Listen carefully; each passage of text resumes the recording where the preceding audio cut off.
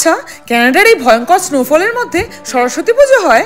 বাঙালি এমন একটা জাতি যে যেখানেই থাকুক নিজের রুট ভুলতে পারে না। তাই প্রবাসেও সকালবেলা উঠে স্নান করে শুদ্ধ হয়ে হলুদ শাড়ি এবং হলুদ পাঞ্জাবিতে ঠিক সরস্বতী পুজোর প্যান্ডেলে গিয়ে হাজির আমরা সবাই। ও আচ্ছা, প্যান্ডেল বলা ভুল, এখানে কমিউনিটি হলে পুজো হয়। কানাডাতে প্রথম সরস্বতী পুজোতে যাচ্ছি। অ্যাকচুয়ালি 2 বছর ধরে রয়েছে এখানে, কিন্তু সরস্বতী পুজোতে কোনোভাবে যাওয়া হয়নি। তো সরস্বতী পুজো মানে যেটা মনে পড়ে যে আর কি সেই হলুদ শাড়ি, দধি কর্মা, তারপর আলপনা, অঞ্জলি দেওয়া সকালবেলা উঠে। তো আমরা আজকে সেরকম ভাবেই বহুদিন বাদে সেই ফ্লেভার গুলো পাবো, তার জন্য রেডি হয়ে গেছি অলরেডি। স্নান টান করে হলুদ শাড়ি পরে, এই যে ক্যামেরা ধরে সে হলুদ পাঞ্জাবি পরেছে, তাকে দেখাচ্ছি একটু বাদে। তো যাই হোক, তো আজকে আমরা যে সরস্বতী পুজোতে যাচ্ছি সেটা একটা দুর্গাপুজো কমিটি, তারা সরস্বতী পুজো করে, সেটার নাম হলো এক্কা। ক্যালগারিতে একমাত্র কলকাতার পুজো বলে ধরা হয় সেটাকে। তো আমরা খুব হ্যাপি, বিকজ আমরা এই পুজোর মেম্বার আজ থেকে, মানে মেম্বার হয়েছে বেশ কিছুদিন, তো মেম্বার হিসেবে আজকে প্রথম পুজোতে যাচ্ছি, যে কারণে আজকে আমাদের প্রচুর মানে লং ডে আর কি। শাগনিক গান গাইবে, আমি নাচবো, আমার একটা ছোট্ট করে অ্যাঙ্কারিংও রয়েছে, সবকিছু মিলিয়ে একটা বেশ মজাদার দিন কাটবে। চলো, তো ভাবলাম যে আজকে পুরো ব্লগটার মধ্যে তোমাদেরকেও আমাদের সঙ্গে রাখবো। ক্যালগারিতে সরস্বতী পুজো কেমন ভাবে হয় সেটা তোমরাও দেখবে। চলো আজকে এই যে হলুদ শাড়ি আর হলুদ পাঞ্জাবি, আমরা সেই কলেজের ফ্লেভার দিচ্ছি। আমার বিয়ে 2 বছরের বাদে আমাদের এখনো কলেজ লাইফ কাটছে না। হাই, আমি অর্জমা, বেঙ্গলি গার্ল ইন কানাডার নতুন একটি ব্লগে তোমাদের সবাইকে স্বাগত। কেমন হালচাল, কেমন কাটছে দিনকাল? আশা করছি তোমরা সবাই খুব ভালো আছো। তাই ভাবলাম চলো আজ একটা নতুন গল্প করি তোমাদের সঙ্গে।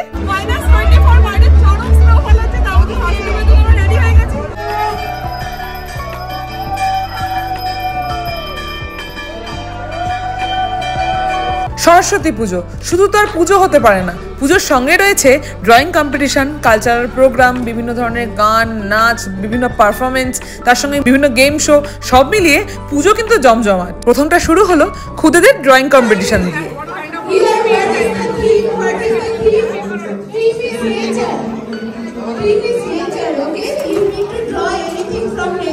আজকে ড্রয়িং কম্পিটিশনের থিম হলো নেচার। প্রকৃতির যে কোনো জিনিসকে রং পেন্সিল দিয়ে খাতায় সেটাকে লিপিবদ্ধ করতে হবে। প্রতিটা পাতা এত কালারফুল, কি বলবো, কি সুন্দর সুন্দর সব আইডিয়া মাথা থেকে বেরিয়েছে।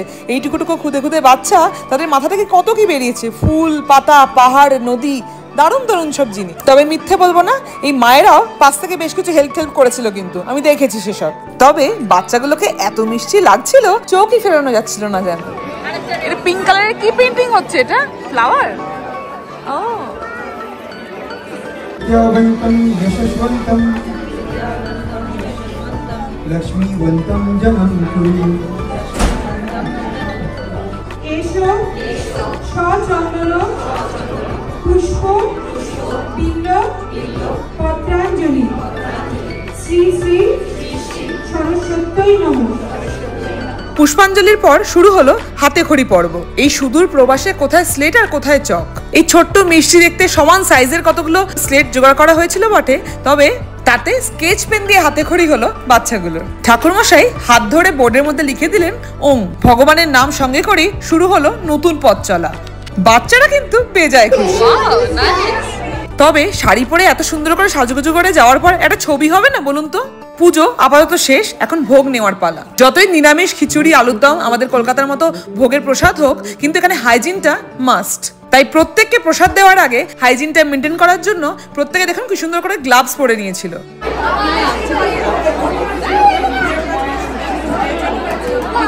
-24 বাইরে, আর সবার অবস্থা এই যে কারোর গায়ে কোনো সোয়েটার নেই, কিছু নেই, সবাই বরফ পড়ছে, তাই আমাদের ছবি তুলতে বেরিয়ে গেছে। -10, -15, right? -24.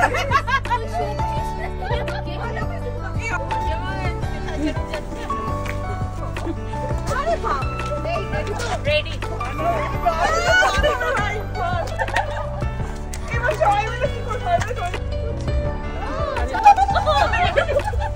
Happy Saraswati Puja.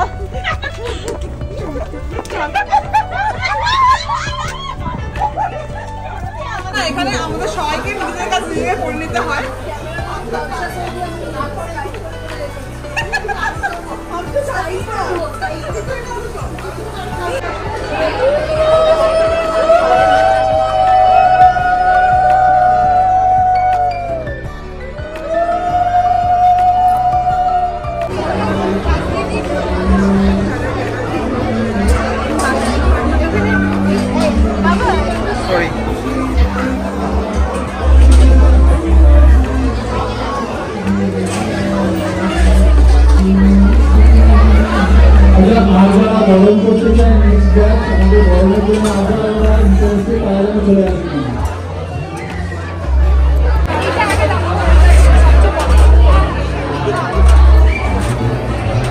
বরণ শেষে এবার পুজো পাঠ তো চুকলো, তারপরে এবার ভোগ খাওয়ার পালা। জানেন, এতজন লোকের খাবার দাবার সবাই নিজে হাতে রান্না করেছিল।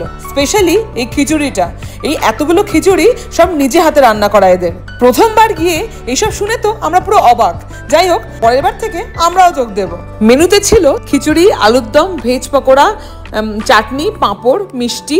তবে খাবার কিন্তু অসম্ভব ভালো ছিল এবং একদম সেই কলকাতার বাড়ির সরস্বতী পুজোর ফ্লেভার। তবে আমাদের গল্প করতে করতে এত দেরি হয়ে গেছিল যে আমাদের লম্বা লাইনের অনেক পরে গিয়ে আমরা দাঁড়িয়েছিলাম, ফলে বসার আর জায়গা পাইনি, তাই দাঁড়িয়ে খেতে হয়েছিল। যদিও হাফ খাওয়ার পর এক দিদি উঠে গিয়ে আমাদের জন্য জায়গা দিয়েছিল, সেই জন্য লাস্টটা বসে খেয়েছি আমরা।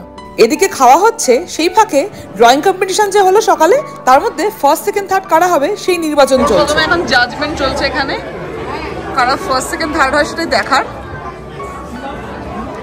সারপ্রাইজ। আচ্ছা ঠিক আছে, ব্লগে সেটা বলা যাবে না, লাস্টে জানতে পারবো আমরা। আর কিছুক্ষণ বাদেই আমাদের নাচের পারফরমেন্স রয়েছে, তার জন্য আমরা ড্রেস চেঞ্জ করতে গেছিলাম। এদিকে এসে দেখি কুল কাটা হচ্ছে, কুল মাখা হচ্ছে। সেটাই খাচ্ছি। বেচারা কুল কি করছিস তুই? ফাইনালি সরস্বতী পুজোর কুল। দারুণ হয়েছে কুল মাখাটা।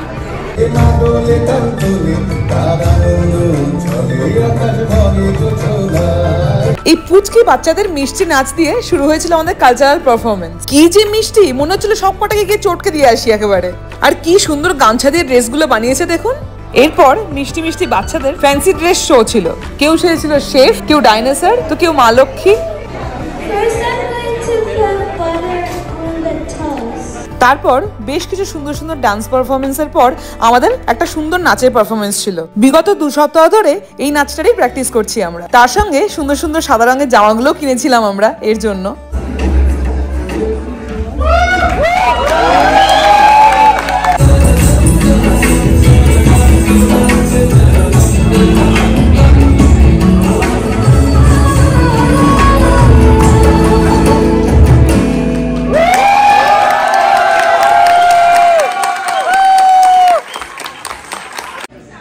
সোনার মধ্যে না একটা সাবেকি ব্যাপার আছে, তাই সোনা ছাড়া না আমার ঠিক পছন্দ হয় না।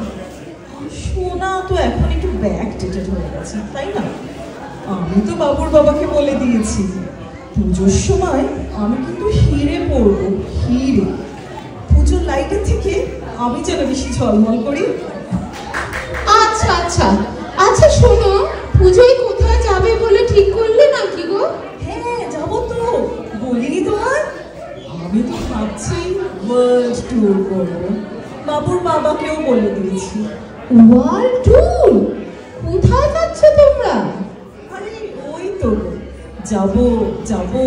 ভালোবেসে সখী নিভৃতে যতনে আমার নামটি লিখো তোমার মনের মন্দিরে।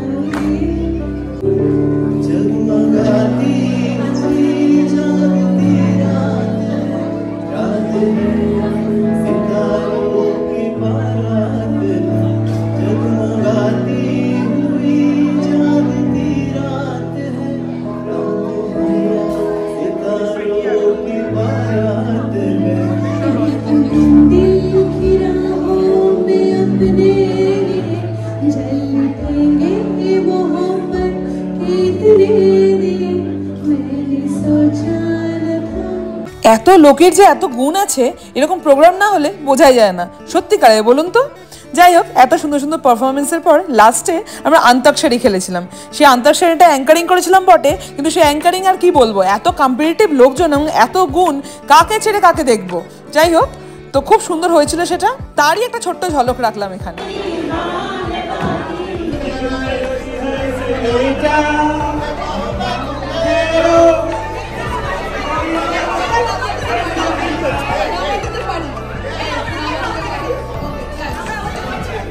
তবে দুর্গাপুজোর সময় বলেছিলাম এখানকার ঠাকুর বিসর্জন হয় না, তাহলে কি করা হয়? এখানকার ঠাকুর যেহেতু অত দূর থেকে আসে, তাই জন্য প্রতিবার বিসর্জন দিয়ে নতুন ঠাকুর আনা খুবই মুশকিল। তাই প্রতিবার ঠাকুর পুজোর পর সেই ঠাকুরকে বাক্সবন্দি করে রেখে দেওয়া হয় কোনো একটি স্টোর ভাড়া করে।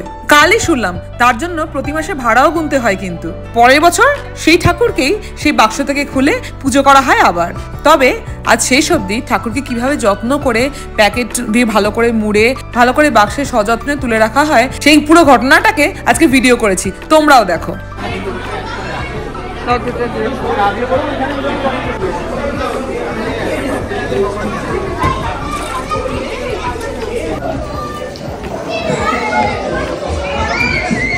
এই জলি যাকে ঢোকা, জলি যাকে ঢোকা।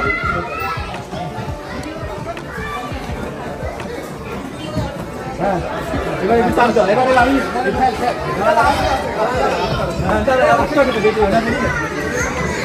পিছন দিকে ক্যাব না, বড় পাচ্ছে না, ভালো যাবে না, প্রবলেম হয়। একটু করে যাও, এবার শোন না, এবার কত দূর যাবে? তোরা পেছন থেকে ঠেলতে দাও, আর এই সামনে টানতে দাও।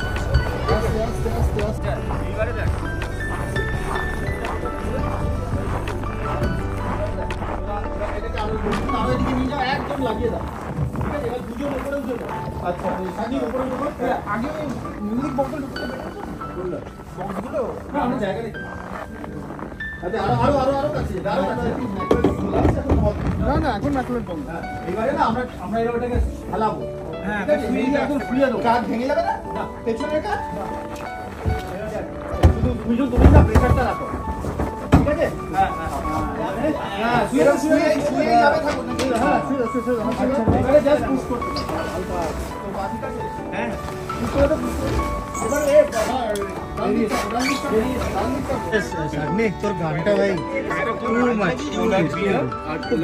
কিন্তু মাইকটা অত দূরে, মাইকটা কত দূরে নিয়েছিল।